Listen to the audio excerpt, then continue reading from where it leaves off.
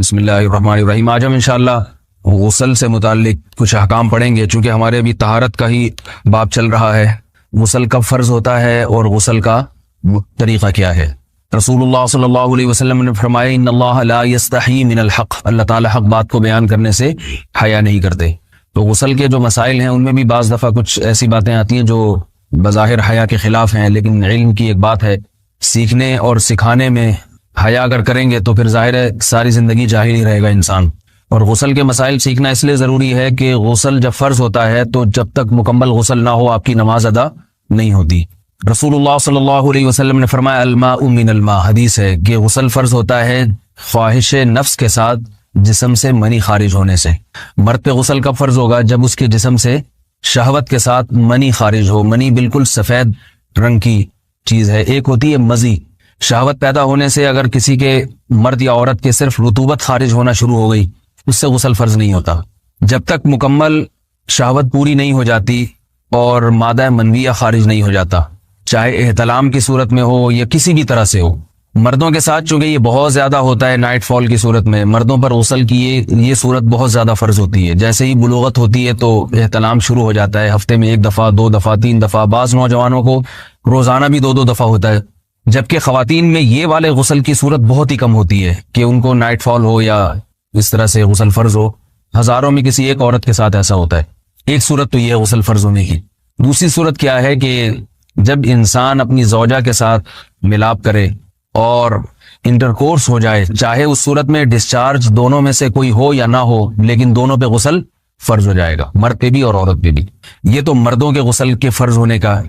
مردوں کے غسل میں ایک چیز یہ بھی ہے کہ اگر آپ نے رات کو نیند کی اور صبح آپ اٹھے اور آپ نے کپڑوں پہ نشان دیکھا، اب آپ کو یہ پتہ نہیں چل رہا کہ یہ منی کا نشان ہے یا مزی کا ہے، تو بھی آپ پر غسل کرنا فرض ہے۔ یہی سمجھا جائے گا کہ یہ آپ خواب میں ڈسچارج ہوئے ہیں۔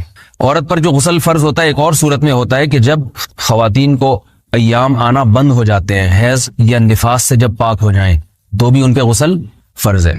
یہ تو غسل کی فرضیت سے متعلق احکام تھے۔ کچھ چیزیں ایسی ہیں جن میں غسل سنت ہے، فرض نہیں ہے۔ جمعہ کے دن غسل کرنا رسول اللہ صلی اللہ علیہ وسلم نے بہت زیادہ تاکید کی ہے۔ سنت کی 2 قسمیں ہیں، سنت مؤکدہ اور سنت غیر مؤکدہ۔ مؤکدہ وہ ہوتی ہیں کہ جن کو چھوڑنے کا اگر کوئی معمول بنا لے تو گناہ کا خطرہ ہے، اور ایسا شخص قابل ملامت ہے، اسے شریعت ملامت کرتی ہے، برا بھلا کہتی ہے۔ تو غسل سنت مؤکدہ ہے ہفتے میں 1 مرتبہ، چاہے جمعے کے دن ہو یا کسی بھی دن ہو۔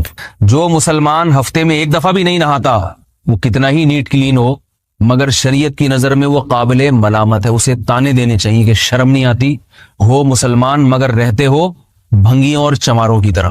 ملامت تو اسی کو کہتے ہیں نا۔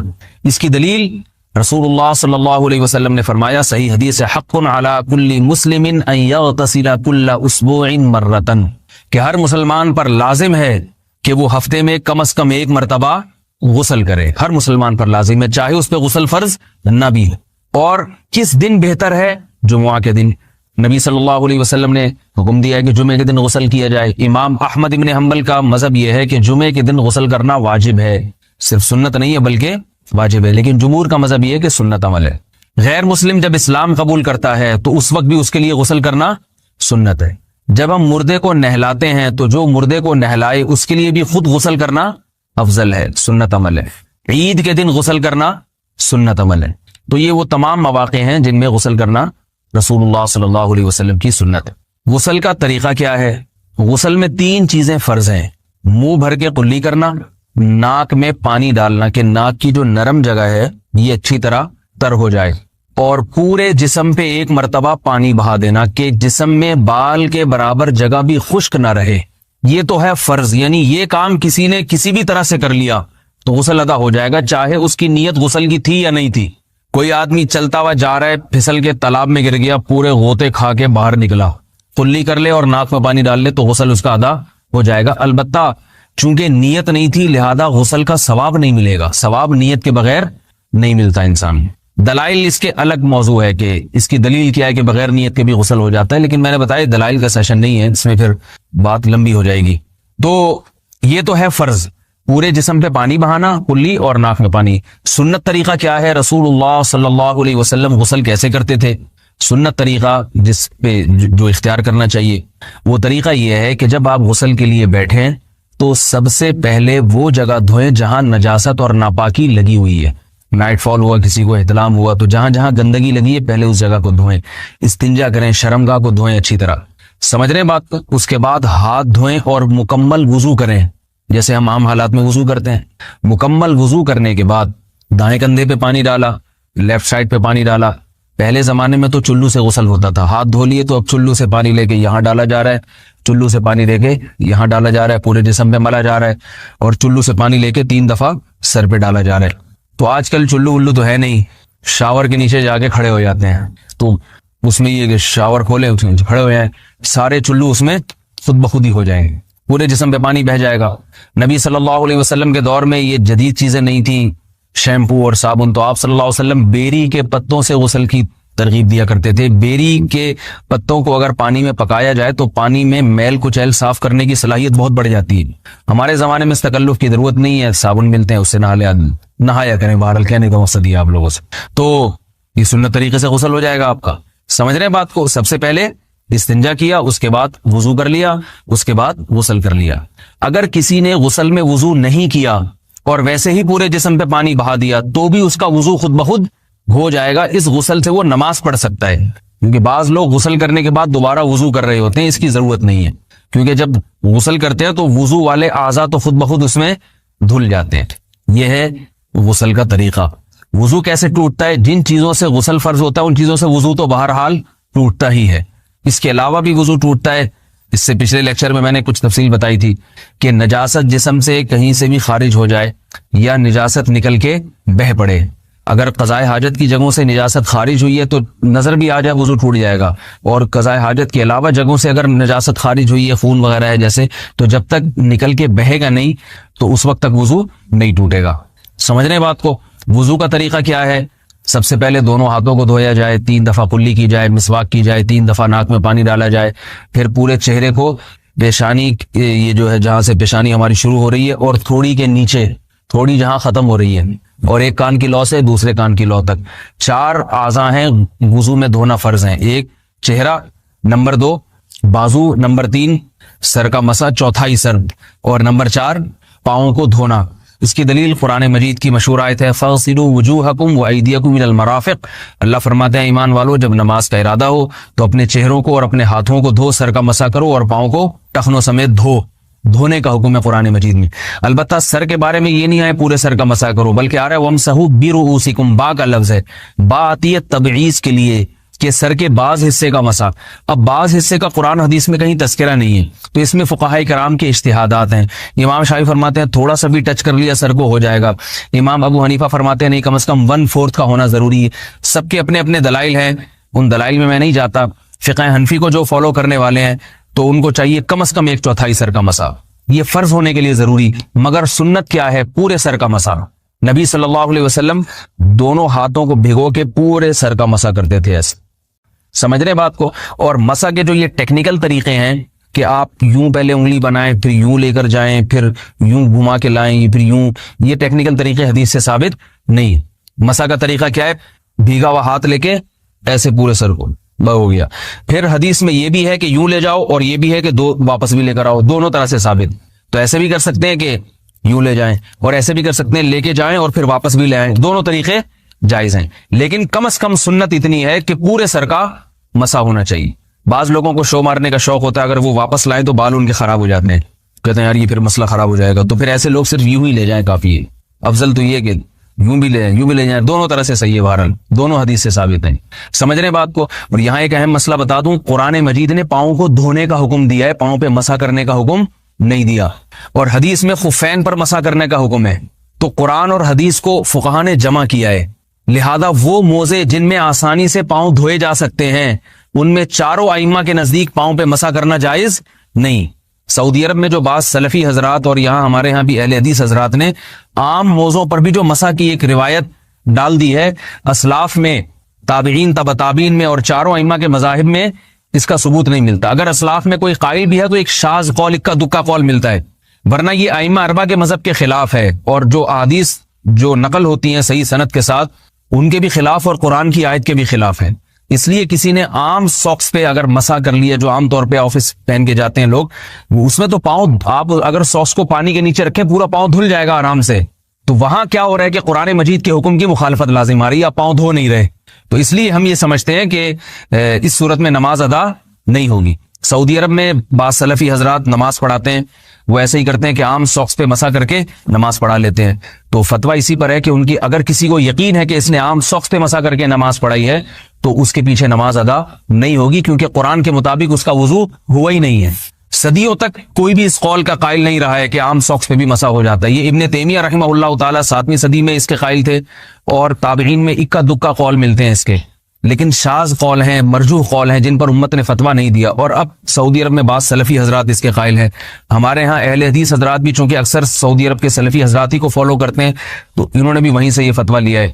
لیکن ائمہ اربعہ کے مذہب میں اور دلائل کے لحاظ سے دیکھا جائے تو یہ مذہب کمزور ہے. قرآن نے پاؤں کو دھونے کا حکم دیا، آپ دھوئیں گے پاؤں جب تک دھونا ممکن ہے.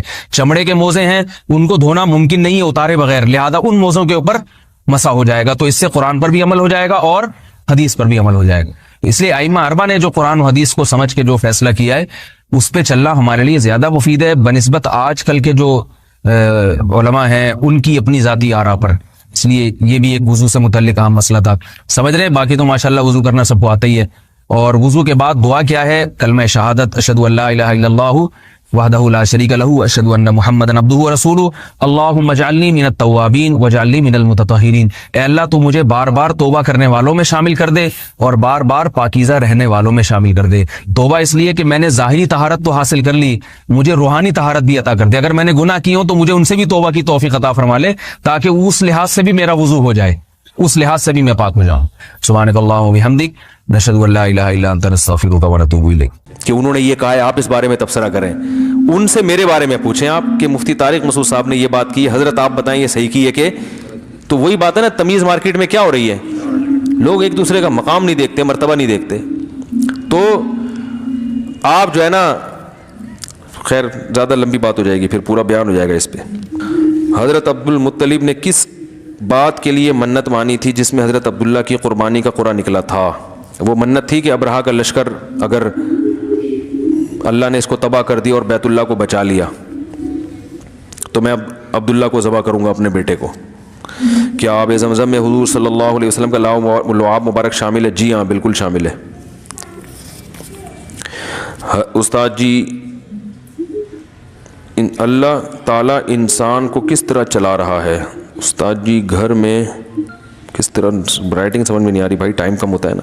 باہر جاتے ہوئے عورت کو کپڑا، عبایا، چادر وغیرہ کتنا نکالنا چاہیے؟ دیکھیں عورت کا جو پردہ ہے نا، ایک ہے بیسک پردہ بنیادی جو ہر عورت نے کرنا ہی کرنا ہے.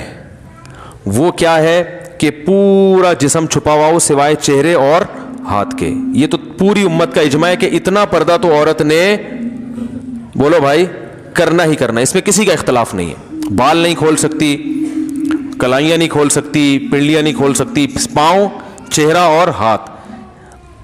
یہاں تک سمجھ میں آئی بات؟ یعنی یہ تو اس کا تو آپشن ہے ہی نہیں کہ سر کے بال کھولنے کا یا سر سے چادر ہٹ جائے. دوسرا ہے چہرے کا پردہ. تو چہرے کے پردے کے بارے میں علماء کا اختلاف ہے. امام ابو حنیفہ رحمہ اللہ کی رائے یہ کہ چہرے کا پردہ فرض نہیں ہے. امام شافعی اور امام احمد بن حنبل کی رائے یہ کہ چہرے کا پردہ بھی فرض ہے. بالکل ایسے ہی وہ کہتے ہیں اس میں بھی سرے سے کوئی آپشن عورت کے پاس ہے ہی نہیں. وہ چہرہ لازمی ہر قیمت پہ اس نے چھپانا ہے، اس میں گنجائش کا پہلو نہیں ہے. جیسے سر کے بال چھپانے ایسے چہرہ بھی چھپانا. امام حنیفہ کی جو اصل رائے ہے وہ یہی ہے کہ چہرے کا پردہ فرض نہیں ہے اصل کے اعتبار سے. تو چہرے کا پردہ جو فرض ہے وہ جہاں فتنے کا خوف ہوگا تو وہاں فرض ہوگا، جہاں فتنے کا خوف نہیں ہے وہاں فرض نہیں ہے. فتنے کا خوف ہو پھر بھی فرض نہیں ہے، ایسی کسی فقیہ کی رائے نہیں ہے. کیونکہ قرآن مجید کی جو آیت ہے نا، یدنین علیہن من جلابیبہن، جب گھر سے باہر نکلو تو اپنے اوپر چادریں ڈال لیا کرو، تو ظاہر اس میں چہرہ بھی آئے گا. تو وہ فتنے کے خوف ہی کے موقع پر اللہ نے فرمایا. تو جہاں بھی فتنے کی نوعیت چاہے کسی بھی نوعیت کی ہو، تو اس پر علماء کہتے ہیں کہ جوان عورت کے چہرے میں فتنے کا خوف بہرحال موجود ہے. سارے تو مسائل چہرے ہی سے پیدا ہوتے ہیں نا. تو اس لیے فتنے کی وجہ سے چہرے کے چھپانے کا حکم دیا جائے گا. اور فتویٰ اسی پر ہے کہ اگر کوئی جوان عورت چہرہ نہیں چھپاتی تو وہ گنہگار ہوگی. امام حنیفہ کا جو قول ہے نا چہرہ فرض نہیں ہے، وہ اس صورت میں کہ جب فتنے کا خوف نہ ہو. یعنی یہ اس میں ایک نرم پہلو نکلتا ہے کہ بعض دفعہ ضرورت ہوتی ہے چہرہ کھولنے کی, بعض دفعہ خوف ہی نہیں ہوتا بالکل بھی. تو اب متاخرین حنفیہ کا فتویٰ اسی پر ہے, اور اسی پر تقریباً سارے علماء جو فقہ حنفی کو فالو کرنے والے ہیں سب متفق ہو چکے ہیں.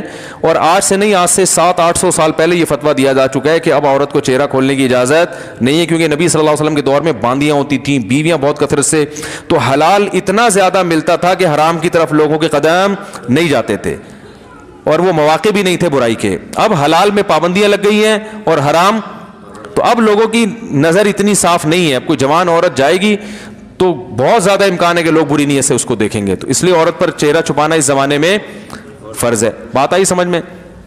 تو یہ تو ہو گیا. لیکن اس میں چونکہ اختلاف ہے اور ایک پہلو نکلتا ہے, تو جہاں شدید مجبوری ہوگی تو وہاں گنجائش دی جائے گی.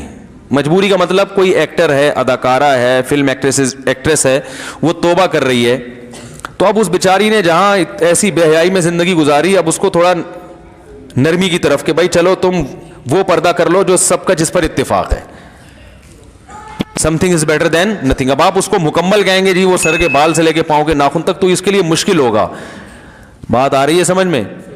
تو ایک علماء صلحاء کے گھرانے کا معاملہ کچھ اور ہے, ایک بالکل لبرل عورت جو بیچاری توبہ کر رہی ہے, تو اس کو تو گنجائش کا پہلو دیا جائے گا نا. بھائی پہلے تو بالکل ہی ڈانس کرتی تھی, ناچتی تھی, گاتی تھی, ایکسپوز کرتی تھی, چلو اب اتنا ہو کہ چہرہ کھول لو, باقی جسم ڈھانپ لو. تو ایسے موقع پر اس کو گنجائش دی جائے گی, گنجائش کے فتوے سے فائدہ اٹھا کے. سمجھ لیں؟ یا کسی عورت کے لیے اور مشکلات پیش آ رہی ہیں معاشرے میں, بہت جینا حرام کر دیا, بعض دفعہ رشتہ دار طلاق تک دے دیتا ہے شوہر پردہ کرنے پر. تو جہاں عورت کو یہ خطرہ ہو کہ میاں طلاق ہی دے دے گا, تو عزیمت تو یہ کہ لے لے طلاق, لیکن وہ خطرہ ہے کہ بھائی طلاق کے بعد میں کہاں جاؤں گی, کسی برائی میں نہ پڑ جاؤں. تو پھر ایسی صورت میں بھی اس عورت کو گنجائش دی جاتی ہے, بھائی مجبوری ہے, تمہارا شوہر نالائق ہے, زبردستی کر رہا ہے, تو چہرہ دیور کے سامنے ایسی مجبوری میں کھولنے کی گنجائش ہوگی. انشاءاللہ گناہ بیوی کو نہیں ہوگا, شوہر کو پھر بھی گناہ ہوگا کہ مجبور کیوں کر رہا ہے اس کو. تو یہ ہے. تیسرا پردہ ہے وہ ہے تقویٰ. تقوی کا تقاضا یہ ہے کہ عورت سر کے بال سے لے کے پاؤں کے ناخن تک اپنے آپ کو, اچھا یہ جو بوڑھی عورتیں یہ چہرے کے پردے سے مستثنا ہے, ان پر لازم نہیں کیونکہ اس میں فتنہ نہیں ہوتا. تو تقوی کا تقاضا یہ ہے کہ سر کے بال سے لے کے پاؤں کے ناخن تک اپنے آپ کو ڈھانپ لے, جیسے عرب عورتیں کرتی ہیں. دیکھا ہوگا دیندار عرب عورتیں, ہاتھوں میں دستانے ہوتے ہیں. بعض حضرات یہ بھی کہتے ہیں اتنا پردہ اسلام میں نہیں ہے, پورا جن بنا دیا اس کو, ایسا یہ غلط ہے. اسلام نے پردے کو اپریشیٹ کیا ہے, جتنا زیادہ اپنی مرضی سے عورت پردہ کرے گی اتنا زیادہ پسندیدہ ہے. صحابیات میں مخدرات بھی ہوا کرتی تھیں. مخدرات کہتے ہیں وہ عورتیں جن کے جسم کے کپڑے پر بھی کسی کی نظر نہیں پڑتی تھی, اتنا اپنے آپ کو مردوں سے چھپاتی تھی. تو اسلام نے عورت جتنا زیادہ پردہ کرے گی اس کو اپریشیٹ کیا ہے. ہاں بشرطے کہ اس سے ضروری کاموں میں حرج نہ ہو رہا ہو. اب جوائنٹ فیملی میں بہو صاحبہ نے مخدرات میں شامل کر کے دروازہ بند کر کے کنڈی لگا دی کہ دیور کی میرے کپڑوں پہ بھی نظر نہیں پڑنی چاہیے, تو یہ تقوی کی یہ مقام تو حاصل ہو گیا, لیکن روٹیاں کون پکائے گا بھائی, گھر کا کام کون کرے گا ہے, یا جو بھی گھر کے کام کاج ہیں جو سب نے مل بانٹ کے کرنے ہیں وہ, تو ایسے موقع پر اس کو کہا جائے گا بھائی چہرے کا پردہ کریں آپ. باقی جتنا پردہ کام کاج کے دوران اگر کچھ تھوڑی بہت کلائیاں کھل جاتی ہیں یا ہاتھ کھل جاتے ہیں وہ معاف ہیں. امام یوسف رحمہ اللہ سے صراحتاً منقول ہے کہ جوائنٹ فیملی میں اگر گھر چھوٹا ہو, عورت برتن دھوتے ہوئے اس کی کلائی کھل جائے اور دیور کی نظر کلائی پہ پڑ جائے تو انشاءاللہ گناہ نہیں ہوگا, کیونکہ اس سے بچنا بہت مشکل ہے نا. آستین پوری یوں کر کے وہ برتن دھوئے گی تو آستینیں گیلی ہوتی ہیں, تو تھوڑا بہت اس کو آستینیں چڑھانی پڑتی ہیں, احتیاط کے باوجود بعض دفعہ نظر پڑ جاتی ہے. ہمارے یہ بھی فرمایا کرتے تھے عورت جوائنٹ فیملی میں پردہ کرے, چہرہ چھپائے, لیکن اگر بے احتیاطی میں چہرے پہ دیور کی نظر نہ چاہتے ہوئے غلطی سے پڑ جاتی ہے تو کوئی بات نہیں, معاف ہے. کیونکہ اب گھر میں رہتے ہوئے اتنی بے احتیاطی ہو جاتی ہے, اس میں زیادہ مسئلہ کھڑا کریں گے تو گھر کا ماحول خراب ہوتا ہے. تو پردہ کرے چہرے کا, لیکن اگر کبھی غلطی سے بے احتیاطی ہو جائے تو انشاءاللہ معافی ہے. لیکن میں آپ کو ایک بات بتاؤں, جو محتاط لوگ ہیں نا, ہمارے ایسے بہت سے اساتذہ ہیں جن کے گھروں میں کئی بھائی ہیں ماشاءاللہ, بیویاں بھی ساتھ رہتی ہیں, وہ کہتے ہیں 10 سال ہو گئے ہم جوائنٹ فیملی میں, کبھی ہماری نظر اپنی بھابھی پہ نہیں پڑی. وہ بتاتے ہیں کہنے غلطی سے بھی نہیں پڑی. تو تمیز اگر ایک دفعہ مارکیٹ میں آ جائے نا تو وہ ایسا غلطی سے بھی ہوتا نہیں, لیکن بہرحال ہو جائے تو معاف ہے. یار ہم تو 10 سال سے رہ رہے ہیں, کبھی نظر بھی نہیں پڑی, اکٹھے رہ رہے ہیں, نہیں پڑی. تو وجہ اس کی ہے کہ ان کو پتا ہوتا ہے بھائی بیگم آ رہی ہے یا بھابھی ہے, بھابھی آ رہی ہے تو نظر وہ خود ہی نیچے کر لیتے ہیں. بھائی ٹھیک ہے انہوں نے کھانا رکھا, چلی گئی, نظر پہلے سے نیچے. جو جس کی نگاہیں خراب ہوتی ہیں نا وہ پہلے دروازے پہ یوں کر کے دیکھ رہا ہوتا ہے, آنے تو دو, پہلے دیکھوں گا میری بیگم ہے یا بھابھی آ رہی ہے, آنے دو. آئے گا, اچھی طرح مطالعہ کرے گا, پھر کہے گا بھائی اسلام میں اچھا نہیں ہے. اور جو تقوی والا آدمی ہوتا ہے وہ نظر ریچھ ہی کرتا ہے, وہ کہتا ہے اگر بیگم ہوگی تو خود ہی منہ سے بول دے گی نا کہ میں بیگم ہوں, تو نیچے رکھو وہ نظر. جب وہ کھانا لے کر آ رہی ہے کچن کے کھٹ پٹ سے اندازہ ہو گیا بھابھی کھانا لگا رہی ہے میرے لیے, تو بھائی پہلے سے نظر نیچے رکھ لو, وہ آئیں گی رکھ کے چلی جائیں گی, ٹھیک ہے نا. اور اگر بیگم ہے تو بیگم منہ سے خود ہی بول دے گی بھائی, بیگم تو ایسا بولتی ہے آپ کو پتا ہے, اس کو چپ کرانا مشکل ہوتا ہے. بولے گی بڑے شریف بن رہے ہو ہیں, وہ بولے گی نہیں, وہ ایسا بولے گی کہ بلوائے گی آپ کو پھر وہ. خیر, تو تمیز والے سب اگر ہو جائیں نا تو معاملہ آسان. ایک جوائنٹ فیملی میں گھر کی خواتین سارے کام کاج بھی کر لیتی ہیں اور پردے پر بھی عمل ہو جائے. ایک بھی اگر شرارتی ہوگا نا دیوروں میں, وہ فتنہ کھڑا کرتا ہے. اور ہوتے ہیں, اللہ معاف فرمائے, آپ لوگوں کے علاوہ کی بات کروں. جناب مفتی صاحب, میں درس سے مکی سنتی ہوں یا آپ کا درس, تو میری استانی کہتی ہیں کہ سر پر دوپٹہ اوڑھ کر سنو, جبکہ میں اس وقت جھاڑو پوچھا وغیرہ کر رہی ہوتی ہوں. بھائی وہ مولانا مکی صاحب کو آپ سنتی ہیں تو وہ تھوڑی دیکھ رہے ہوتے ہیں آپ کو, تو بہتر ہے کہ سر پہ ویسے ہی چادر رکھنی چاہیے عورت کو ہر وقت, حیا کا تقاضا ہے, لیکن یہ واجب نہیں ہے. تو وہی ہے نا, جتنا کرے گی پردہ اتنا اچھا ہے, حیا کا تقاضا ہے لیکن واجب نہیں ہے. دوپٹہ اوڑھنا ضروری نہیں ہے. پل صراط پر سے لوگ حساب کتاب کے بعد گزریں گے یا پہلے؟ پل صراط پر لوگ حساب و کتاب کے بعد گزریں گے. جس کا حساب اچھا ہو گیا تو وہ انتہائی اسپیڈ سے گزرے گا, اور جس کا برا ہو گیا وہ کٹ کے گرے گا. اللہ سب کو محفوظ رکھیں. آج کل کیمیکل والی مہندی آ رہی ہے, یہ کوئی یقینی رائے نہیں ہے کیونکہ احادیث میں اس کی بہت واضح طور پہ ترتیب بیان نہیں کی گئی ہے. یہ تو بیان کیا گیا, اس پہ عقیدہ طحاویہ میں علامہ طحاوی رحمہ اللہ تعالیٰ نے جو عقائد کی کتاب لکھی ہے نا, اس کی شرح ہے ابن ابی العز الحنفی رحمہ اللہ تعالیٰ. انہوں نے بڑی اچھی شرح لکھی ہے جو پوری دنیا میں مقبول ہوئی ہے. انہوں نے اس پہ بڑی لمبی بحث کی ہے کہ پہلے کیا ہوگا, تو وہ یقینی طور پر نہیں ہے. ہمیں یہ پتہ ہے یہ سب کچھ ہوگا, اب اس کی ترتیب وہ منصوص نہیں ہے, تو ایک اندازے ہیں علماء کے. آج کل کیمیکل والی مہندی آ رہی, اس کا رنگ پپڑی کی طرح اترتا ہے. آج کل ایک نیا فتویٰ مارکیٹ میں, اس کے وضو نہیں ہوتا. اگر پانی اس میں نہیں جاتا تو وضو نہیں ہوتا. اس کا طریقہ یہ ہے کہ سفید کاغذ پہ وہ کلر لگائیں, جب وہ سوکھ جائے تو اس کو ہٹائیں کلر کو, جب وہ سوکھ جائے تو اس پہ پانی کا قطرہ ٹپکائیں. اگر پانی آر پار جذب ہو جاتا ہے تو اس کا مطلب اس میں پانی جا رہا ہے, اور پانی اوپر ہی رہتا ہے تو اس کا مطلب اس میں پانی نہیں جاتا. تو یہ طریقہ ہے کسی بھی کیمیکل کو دیکھنے کے لیے کہ اس سے وضو ہوتا ہے کہ نہیں ہوتا. زکوٰۃ مدرسے میں جاتی ہے, یہ ہاسپٹل میں نہیں دی جا سکتی. کیوں؟ زکوٰۃ مدرسے میں دی جا سکتی ہے لیکن ہاسپٹل میں نہیں دی جا سکتی. کیوں؟ مدرسے میں بھی دی جا سکتی ہے, ہاسپٹل میں بھی, بشرطے کہ مدرسے کا محتمم زکوٰۃ کے مسائل جانتا ہو یا ہاسپٹل کی انتظامیہ زکوٰۃ کے مسائل جانتی ہو. زکوٰۃ میں مالک بنانا ضروری ہے. ڈاکٹر مریض کی طرف سے یا اسپتال کی انتظامیہ مریض کو کہے گی کہ ہم آپ کی طرف سے زکوٰۃ وصول کر کے آپ کے مصارف میں خرچ کریں گے, آپ ہمیں اس کی پرمیشن دے دیں.